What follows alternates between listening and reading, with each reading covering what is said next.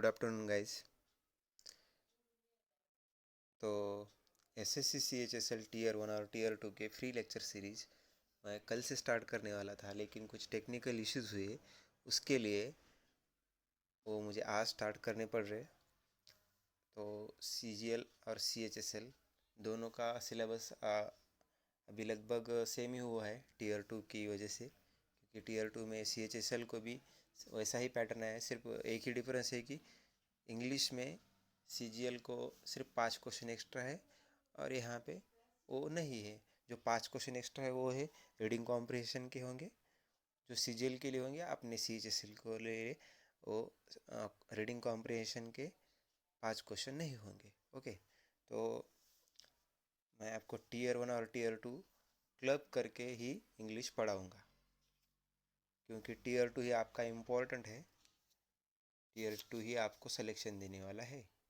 तो फिर अभी हम इंग्लिश स्टार्ट करेंगे। ओके, इंग्लिश में हमारा वॉइस का जो चैप्टर है उससे मैं स्टार्ट करूँगा। वॉइस क्या रहता है, तो आज हम वॉइस से स्टार्ट करते हैं। ठीक है, चलो फिर।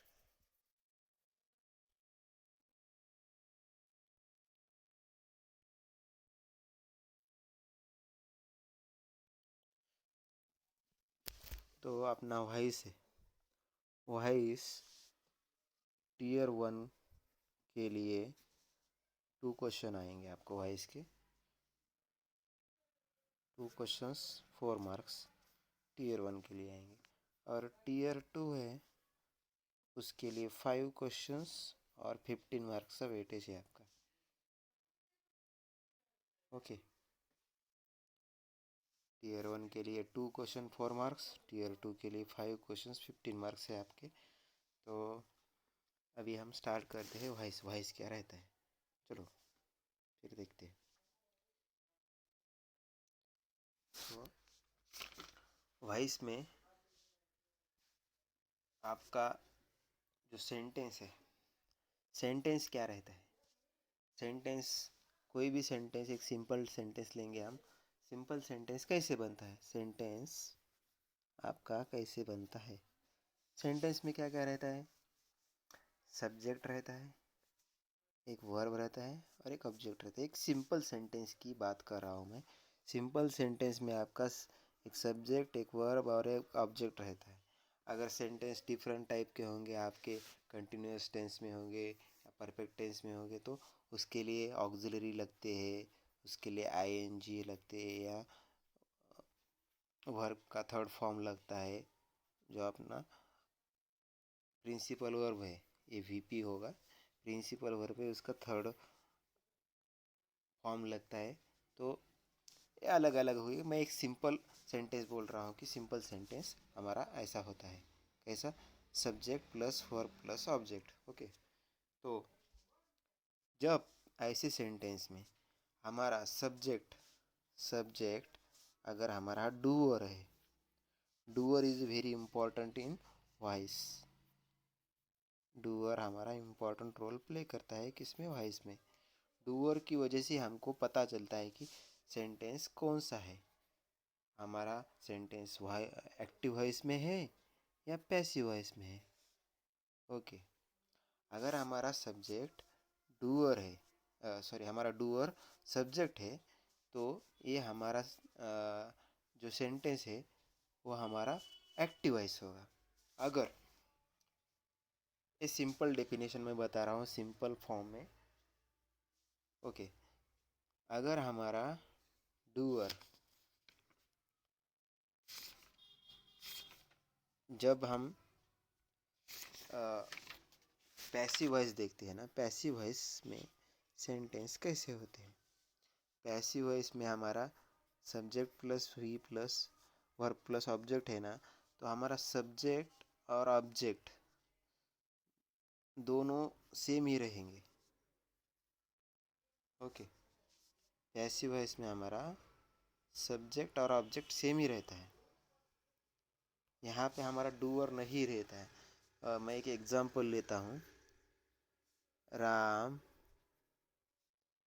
ईट a mango.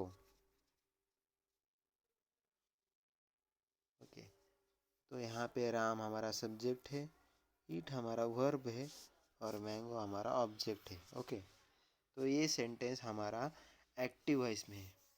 Ram is a doer है हमारा, राम खा रहा है, राम एक क्रिया कर रहा है, he is doing something, he is doer. Okay, तो ये हमारा एक्टिव वॉइस हुआ। एक्टिव वॉइस मतलब क्या, अभी चालू है, डायरेक्टली बताई जा रही है। मैं डायरेक्टली बता रहा हूँ कि राम आम खा रहा है। और हमारा अभी इसका ही, इस सेंटेंस का मैं पैसिव वॉइस लेता हूँ, तो देखिए पैसिव वॉइस कैसा होगा। तो आपको ये तो पता ही है, इसका सिंपल है, इसका तो आपको पता ही है कि mango is eaten by Ram. Okay, mango हमारा सब्जेक्ट है, ईटन वर्ब है और राम हमारा ऑब्जेक्ट है। लेकिन ये रियल ऑब्जेक्ट नहीं है, हमारा ऑब्जेक्ट और सब्जेक्ट दोनों ही मैंगो ही है। समझ में आया ना अभी? जब हमारा subject is equal to object होगा वो हमारा पैसिव वॉइस होता है। ओके, तो अभी हम सेंटेंस वाइज देखेंगे कि सॉरी टेंस वाइज देखेंगे कि एक्टिव टू पैसिव वॉइस कैसे होता है। तो फिर एक एक करके मैं आपको टेंस और उसी के हिसाब से आपका अलग अलग टाइप मैं दिखाऊंगा आपको। तो अगर हमारा सेंटेंस, सेंटेंस का फॉर्म लिख लीजिए। सेंटेंस हमारा डूअर यानी कि सब्जेक्ट ही बोल रहे हो, plus auxiliary plus V plus O, ऐसा है। ये डूअर है। ओके, आपको समझने में थोड़ी दिक्कत हो रही शायद। क्या है?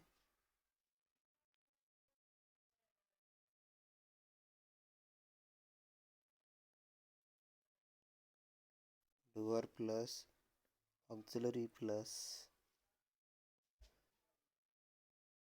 Verb plus object. ओके, तो यहाँ ये हमारा है एक्टिव वॉइस है। कौन सा है? एक्टिव है। अब इसका हम पैसिव वॉइस कैसे करते हैं? तो पैसिव करने के लिए कभी भी ऑब्जेक्ट सब्जेक्ट की जगह पे आता है हमारा, पहले ऑब्जेक्ट आएगा प्लस ऑक्सिलरी सेम जैसी के जैसा वैसा इधर आएगा, प्लस हमारा यहाँ पे ऑक्सिलरी के आगे हमारा कभी भी बी लगता है, बी के जो अलग फॉर्म है वो लगेगी ऑक्सिलरी के हिसाब से। ओके, प्लस जब भी हमारा पैसिव में होता है तो हम वर्ब का थर्ड फॉर्म लेते हैं। Okay, third form of verb, और लास्ट में हम डूअर लेते हैं। क्या लेते हैं? डूअर लेते हैं पैसिव में। ओके, तो ये एक फॉर्म है। ओके, अभी मैं आपको ये जो बी है, बी के जो फॉर्म है वो बी के फॉर्म में आपको बताता हूँ। बी में क्या क्या आता है, बी के अलग अलग फॉर्म्स क्या होते। तो ये फार्मूला लिख लीजिए, मैं आपको बी का अलग अलग फॉर्म बताता हूँ। ओके, तो बी, बी के अलग अलग फॉर्म क्या होते?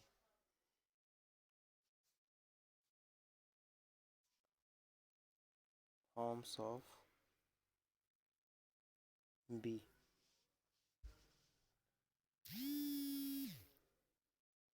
Is, am, are, was, were, being और been। अकॉर्डिंग टू हमारे टेंस है वो ये मैंने लिया है। ओके, ऑक्सिलरी के अकॉर्डिंग। ऑक्सिलरी कभी कभी प्रेजेंट होते भी हैं और नहीं भी होते। ओके, तो अब हम कुछ एग्जांपल देखेंगे। इसी फॉर्म के हिसाब से एक एग्जांपल लेंगे अभी हम। तो एग्जांपल में स्टार्ट करता हूँ। तो एग्जांपल बता रहा हूँ मैं अभी।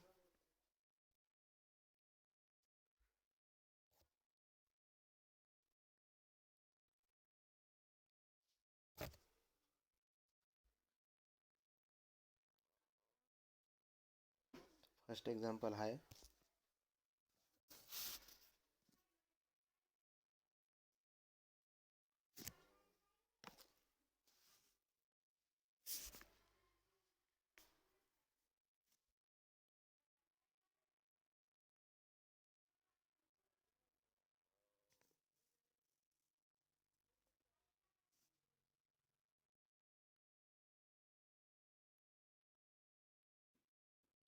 I am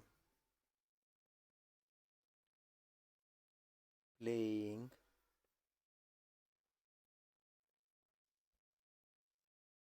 cricket. तो इसका अभाव एक्टिव में सेंटेंस है, क्योंकि यहाँ पे आई है हमारा सब्जेक्ट और डूअर दोनों। सब्जेक्ट ही डूअर है हमारा, तो एक्टिव में। ओके, तो अभी हम इसको पैसिव में कैसे करेंगे। पैसिव में करने के लिए पहले ऑब्जेक्ट लिया जाता है, जैसा अपना फॉर्मूला है ऑब्जेक्ट, उसके बाद ऑक्सिलरी लेंगे हम।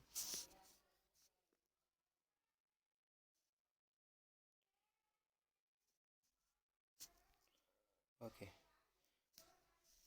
अभी मैं इसको पैसिव में आपको बताता हूँ कैसे करने का।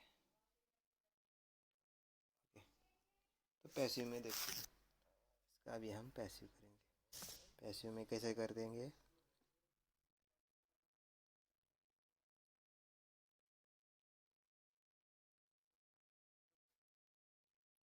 क्रिकेट, उसके बाद हमारा ऑक्सिलरी और बी दोनों आएगा। इज आईएनजी लिखा है हमारा। प्लेइंग,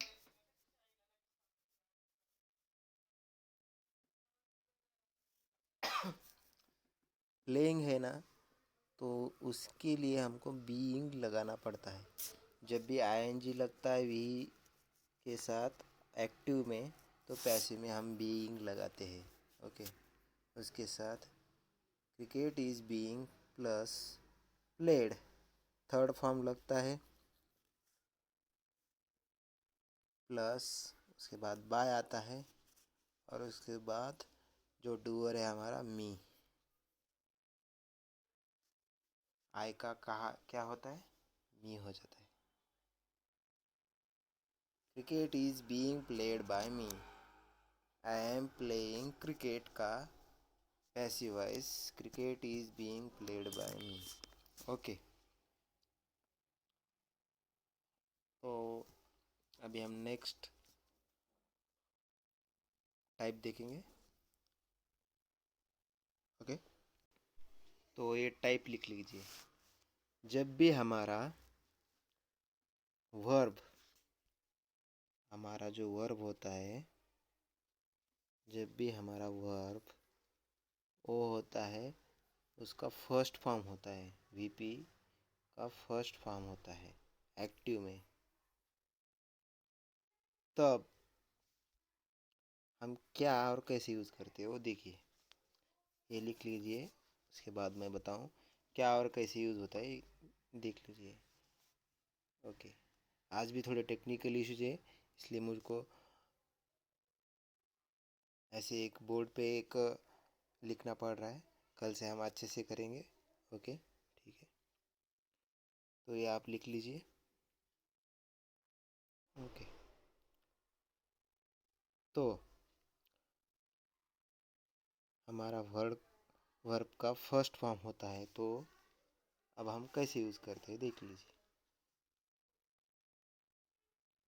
तो हम पैसिव में उसको इज, एम, आर, अभी जो सेंटेंस देखा आपने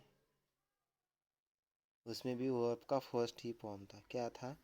प्लेइंग था। आईएनजी लगा था लेकिन ये फर्स्ट फॉर्म ही था, प्ले था। सेकंड फॉर्म क्या है? प्लेड है। थर्ड फॉर्म भी प्लेड ही है। ये प्लेइंग आईएनजी के साथ लगा है, हमारा फर्स्ट फॉर्म ही था। तो इज, एम, आर ये लगता है और उसके बाद में प्लस वर्ब का थर्ड फॉर्म लगता है। आईएनजी है इसके लिए हमने यहाँ पे बीइंग लगाया था। ओके।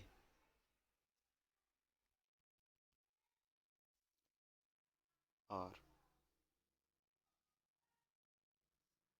हमारा अगर सेकंड फॉर्म होता है वर्ब का, हमारा फॉर्म सेकंड होता है मतलब, तो वहाँ पे हम क्या लगाते हैं? अगर V2 हुआ तो was, were plus V3। Okay.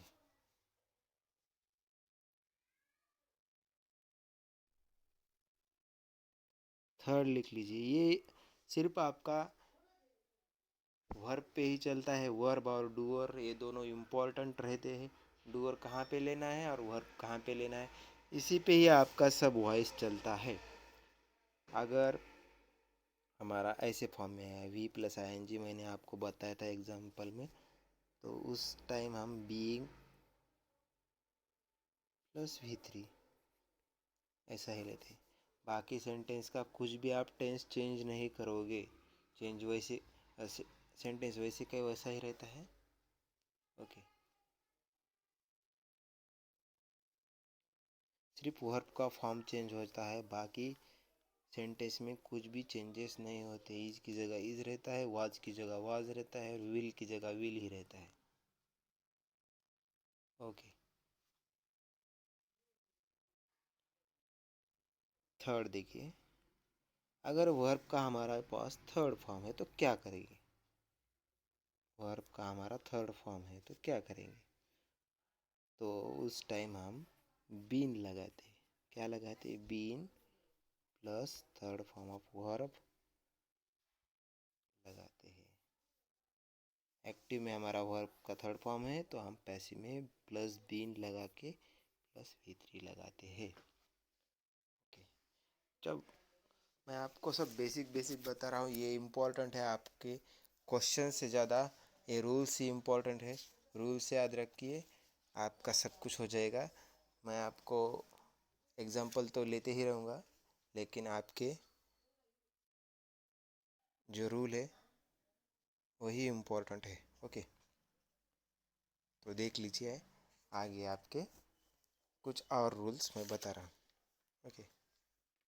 10 minute की और क्लास होगी हमारी, बाद में मैं बाद का सेशन कल से लूँगा।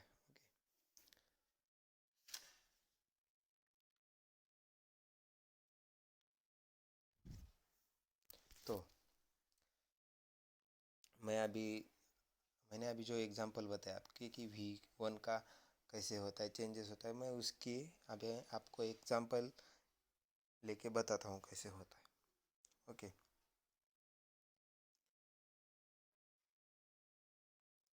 अगर ईट हमारे पास एक्टिव में है, एक्टिव में है, तो पैसिव में क्या होता है? पैसिव में होता है इज और एम रिटर्न होता है। ओके।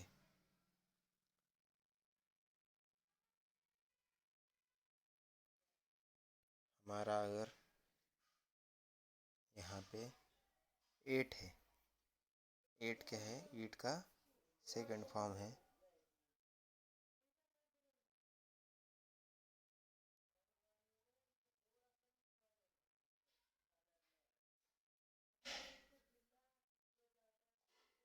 वॉज वेयर लिख के हम यहाँ के आगे ईटन लेते हैं, थर्ड फॉर्म लेते हैं। ओके,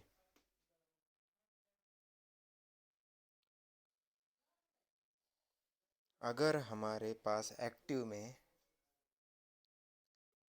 ईटिंग लिखा है तो पैसिव में हम लिखते हैं बीइंग ईटन। ओके,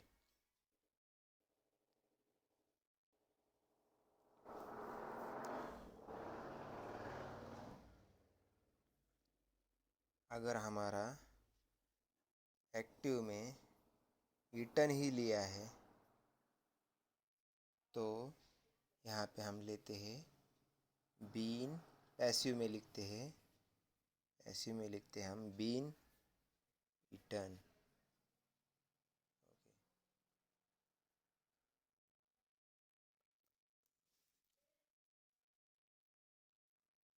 अगर हमारे पास कोई मॉडल ऑक्सिलरी हो प्लस वर्ब का फर्स्ट फॉर्म हो, यानी कि आपका सेंटेंस है वो आपका फ्यूचर टेंस में होता है, मॉडल ऑक्सिलरी में होता है, तो तब हम कैसे लिखते हैं देखो। तब हम मॉडल ऑक्सिलरी एज यूजुअल लेंगे, उसमें कुछ चेंजेस नहीं होगा। उसके बाद प्लस बी लगाएंगे। जब भी कोई भी मॉडल ऑक्सिलरी होता है उसके बाद बी लगता है, ये इम्पोर्टेंट चीज़ है, याद रखिए। और उसके बाद वर्ब का थर्ड फॉर्म। ओके,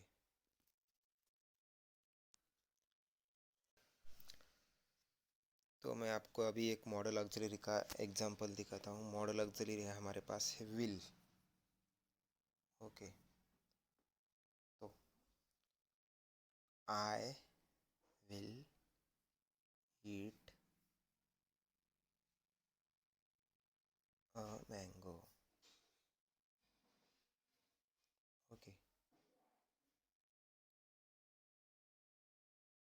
तो इसका हमारे पास पैसिव वॉइस कैसा बनता है।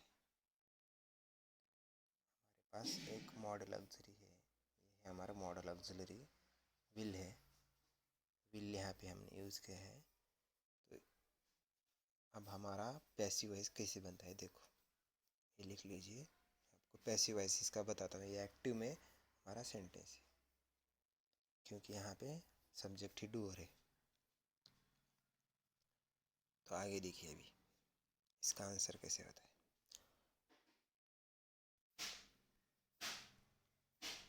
अ मैंगो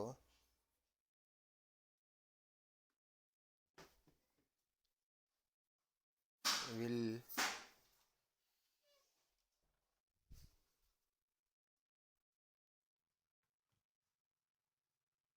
बी eaten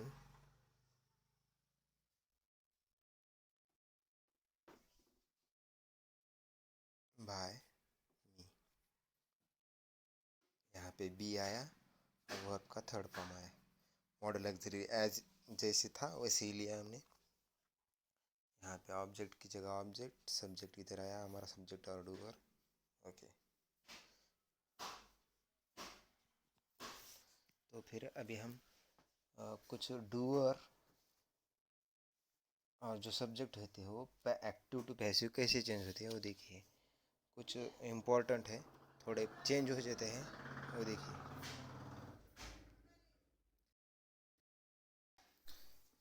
तो कुछ अभी मैं डूअर यानी कि हमारे जो सब्जेक्ट है वो ऑब्जेक्ट कैसे चेंज होते हैं वो बताता हूँ, active to passive. Okay, write करते जाइए। हमारे पास ये सब्जेक्ट है, वो हमारा पैसिव में ऑब्जेक्ट हो जाता है और वो कैसे चेंज होता है वो भी देखिए। हमारा एक्टिव में है और हमें पैसिव में चेंज होता है।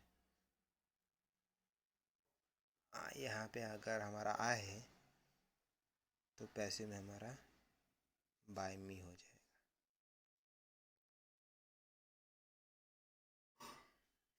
यहाँ पे ही है तो बाय हिम हो जाएगा, शी है बाय हर हो जाएगा,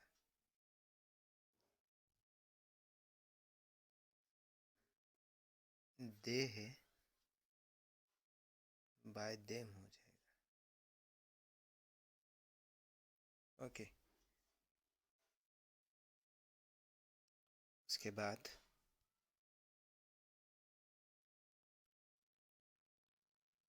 अगर हमारा यहाँ पे वी है तो बाय अस हो जाएगा। ओके, अगर कोई हम नाउन लेते हैं सिंपल राम श्याम, तो बाय राम ही होता है, जैसे का वैसा होता है, चेंज नहीं होता, बाय लगता है राम होता है। ओके, कोई भी नाम होता है तो ऐसा हो जाता है। अब हम ये तो सब्जेक्ट टू ऑब्जेक्ट देखा, वहाँ ऑब्जेक्ट टू सब्जेक्ट देखेंगे। क्या देखेंगे, यहाँ पे ऑब्जेक्ट है, यहाँ पे सब्जेक्ट है। सब्जेक्ट कैसे आता है, अगर एक्टिव में हमारा ऑब्जेक्ट या मी है तो पैसिव में हमारा सब्जेक्ट आएगा। यू है तो यू का यू ही रहता है, यू का चेंज नहीं होता है। अस का वी होता है। ओके, हर का शी, हिम का ही। ओके, हिम का ही, देम का दे। ये मैं ऑब्जेक्ट टू सब्जेक्ट बता रहा हूँ, पहले सब्जेक्ट टू ऑब्जेक्ट बताया। ओके, तो आज के लिए बस इतना ही। थैंक यू, चैनल को सब्सक्राइब कीजिए, बाकी काम कल देखेंगे।